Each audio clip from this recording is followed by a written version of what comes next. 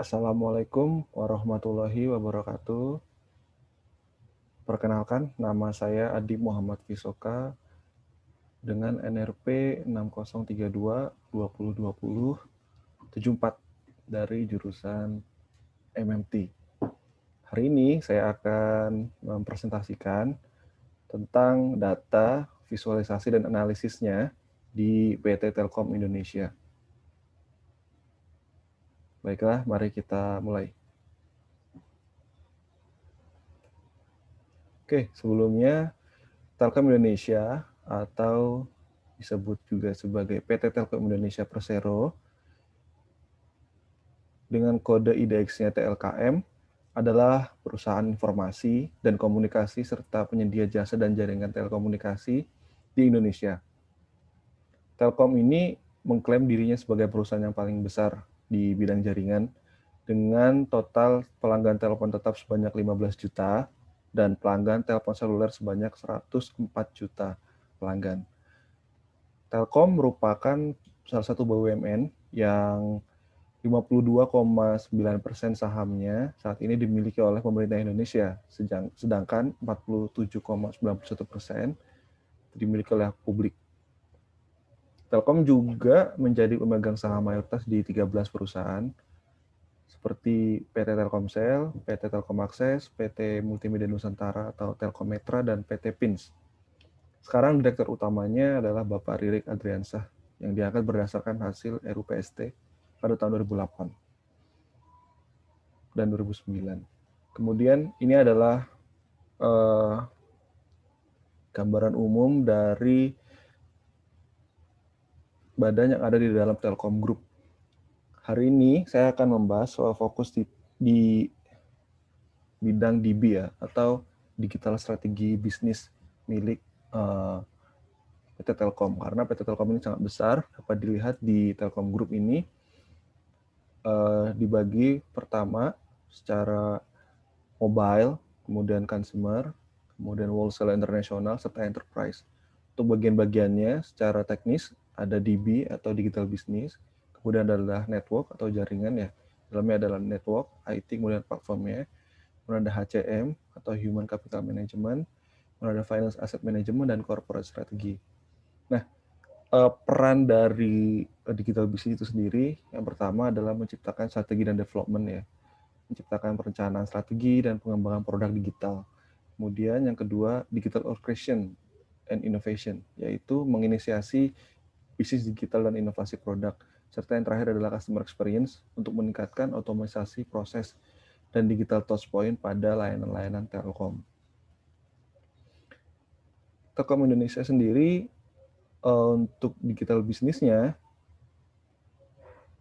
itu memiliki 3 fokus utama. Yang pertama adalah digitalization untuk membangun digital bisnis, kemudian digitization untuk mentransformasi enterprise itu ke dalam bentuk digital, dan digital culture adoption atau mengadopsi kebudayaan digital pada perusahaan.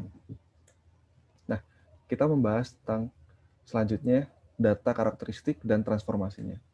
Sebelum melangkah lebih jauh, menurut wawancara yang saya lakukan pada salah satu karyawan PT Telkom Indonesia dalam mengolah data dan informasi yang ada di Telkom Indonesia, mereka biasanya menggunakan Microsoft Excel, yaitu pivot tools, kemudian adalah PowerPoint, kemudian mereka juga punya aplikasi mereka sendiri di Telkom Web Apps, serta Photoshop untuk membuat ilustrasi. Nah, ini adalah contoh data yang pertama untuk digital business. Jadi, di data ini ditransformasi sehingga dapat ditemukan informasi bahwa dari tahun ke tahun penggunaan internet itu semakin meningkat. Nah, nantinya ini akan mempengaruhi Telkom Digital Business untuk dapat mengetahui produk apa yang akan mereka ciptakan. Nah, dari digital revolution ini atau perubahan digital ini, Telkom menetapkan bahwa pertama ada shifting customer behavior yang terjadi di sini. Kemudian ada rapid new technology and operational advance. Jadi ada perubahan teknologi dan operasional yang signifikan dan cepat. Dan yang terakhir adalah proliferation of new competitive business model. Ada bisnis model yang terus berkembang dan baru. Itu yang diperoleh dari data ini setelah ditransformasi. Nah, selanjutnya ada digital revolution. Dari data yang dikumpulkan, biasanya datanya itu berupa data dari internet ya, karena ini adalah perusahaan digital bisnis ya. Mereka memanfaatkan data-data ini untuk melihat pasar, untuk melihat kondisi pasar, untuk melihat rival-rival mereka, seperti itu.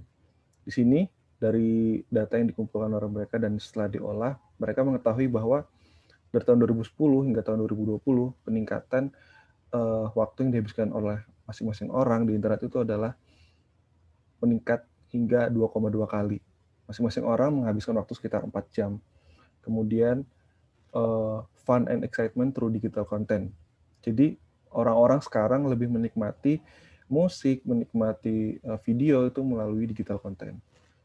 Kemudian, ada socially connected. Nah, jadi sekarang setiap orang, dari data ini bisa ditransformasikan bahwa setiap orang itu menghabiskan kehidupan sosial mereka menggunakan internet.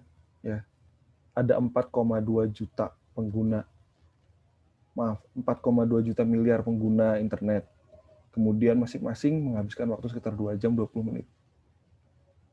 Kemudian desire of seamless instant experience-nya bisa diketahui bahwa pada tahun 2010 itu masing-masing orang device-nya itu kurang lebih 0,7%. Sekarang masing-masing orang memiliki 4,2% device lebih banyak. Oke, ini selanjutnya adalah digital telco market. Di sini ada data yang sudah ditransformasikan menjadi diagram chart batang ya, untuk melihat bagaimana sih penjualan-penjualan dari produk-produk telco yang ada di Indonesia pada masa COVID. Nah, dapat diamati di sini bahwa digital life and smart platform itu berada di urutan tertinggi dengan 204 ya. Kemudian yang selanjutnya adalah enterprise ICT, kemudian fixed broadband, mobile broadband, network infra, dan lain sebagainya. Di lain hal, Telkom memiliki pasar sendiri, di mana connectivity di Telkom itu meningkat 57%. Oke. Dan digital life platformnya meningkat 18%. Kemudian untuk enterprise sendiri naik 22%. Nah, sehingga dapat diamati bahwa Telkom ini di masa pandemi juga meningkatkan pengalaman dari masing-masing orang karena mereka melakukan yang namanya working from home. Ini juga ada data tentang rivalitas yang ada di PT Telkom bersama dengan perusahaan-perusahaan lainnya.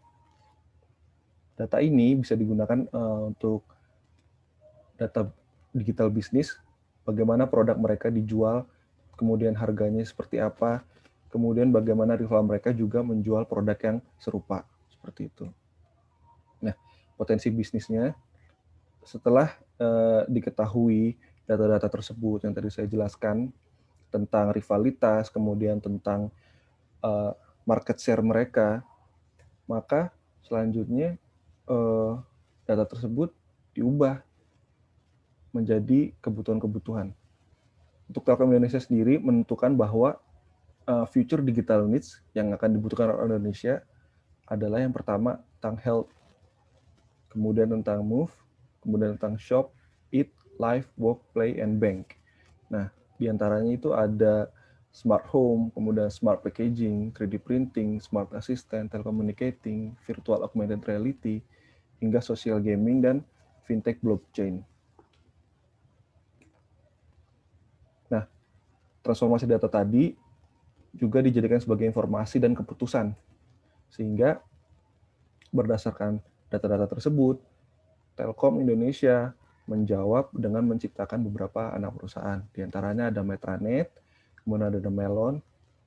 Nah, di dalamnya untuk Metranet fokus di smart platform. Di dalamnya ada strategik yang berisikan financial service, data IoT, kemudian ada non-strategic atau digital edge.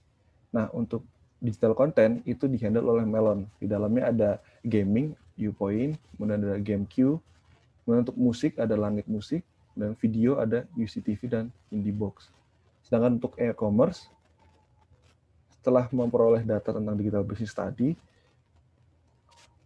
Telkom menciptakan B2B e-commerce mereka sendiri yang bernama Honam dan Padi UMK.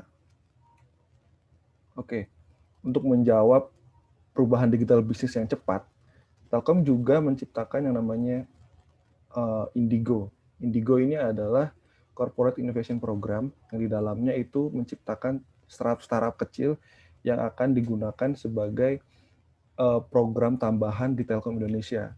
Nantinya melalui proses inkubasi, kemudian akselerasi, startup sinergi dan following funding, startup yang sudah dibentuk tadi, di mana di dalamnya adalah berasal dari karyawan Telkom itu sendiri, akan dikembangkan dan dilepas ke pasar.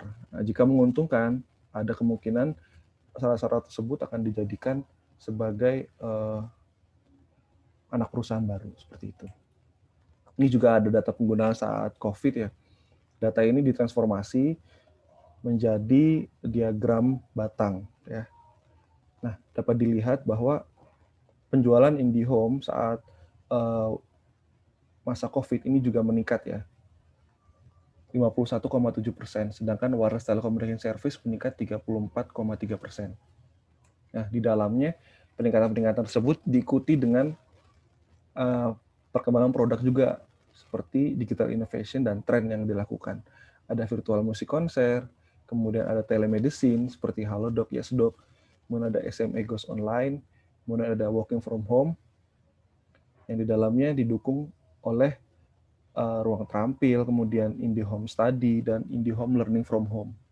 Nah, untuk online consultation, Telkom Indonesia menciptakan produk yang bernama Telkom Medica dan Yakes Telkom.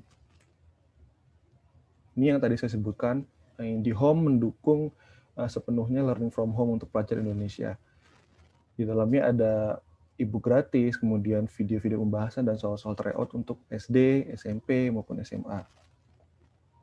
Nah, ini juga ada video conference and productivity yang diciptakan oleh Telkom Indonesia untuk mendukung